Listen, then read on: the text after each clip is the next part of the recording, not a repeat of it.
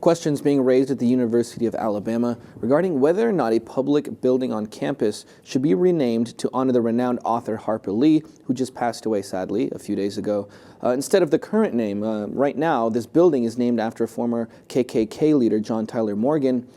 There's a petition online. It has nearly 2,000 digital signatures. It got to that number within just a few days of being posted online. So this, Margaret, this whole discussion here at University of Alabama is kind of joining this growing number of calls at universities, not just here in the country, but all across the world, to reconsider certain traditions, certain names, even symbols of the past, because I've done stories here on like seals of schools, for example, that have links to slavery and stuff, and people want those things changed, and I can understand why.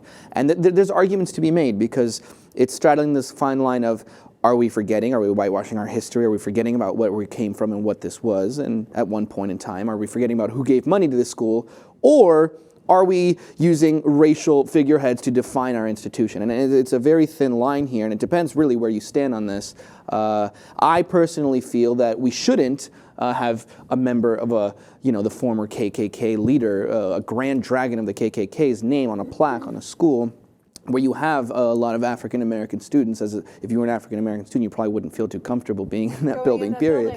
But, I think Harper Lee, as a substitution, is pretty good. Huge author. She did To Kill a Mockingbird. She's got to be the most famous alum of the University of Alabama to speak of. And we're talking about the English department here, aren't we? Exactly. The building where she would have spent a lot of time. So that makes sense. Yeah, Do we know if John Tyler Morgan went there? No, I mean, he gave a lot of money to the school, and look, I understand that he was more than just a grand wizard, grand dragon, whatever they call him, of the KKK. He was a 6-term U.S. Senator, a Confederate general as well, right? So there's more to the name than just a KKK leader, but still, somebody who's so openly racist, in my opinion, shouldn't be celebrated, and he's really being celebrated here by having his name on that building. I would have thought that Harper Lee would have had more than 2,000 signatures to this. Well, that number has certainly grown since then, and that was just the beginning when it was first posted online. What do you make of and Vox pointed this out when they highlighted this story, that you can't sanitize or rewrite or eradicate aspects of American history, and that's what that was the flip side of this coin, that like it or not, this history exists, and it's sort of sanitizing it or trying to eradicate it by changing it. Yeah, that's funny, because I would say that when you go through Texas textbooks, for example, that they're given to children, and you see that words like slavery are taken out and they're like forced employees or something, this doesn't represent that. Right, that's whitewashing and changing history, okay, right, to like kind of downplay the role of slavery. That's whitewashing. That's sanitizing.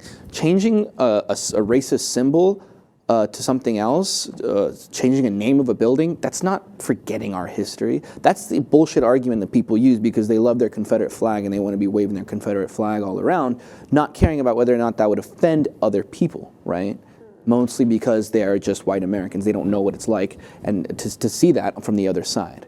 So I don't buy that argument, because no one's saying forget. I mean, that was their point, no, I'm not saying you're saying that, but I'm like, no one's saying to forget this human ever existed and like delete his Wikipedia page. That's not what I'm saying. It's like, should we have his name on a building where you have a very diverse student body? And you've got Harper Lee as an alum. Come on, it's a no-brainer. She's awesome. Exactly. Come on. And look, this guy was definitely all about segregation when it comes to the University of Alabama. So it's like, would he even want African Americans, for example, or Latinos, or anyone else attending this school in the first place? Would he even want his name on something where you had black people in there? Probably not.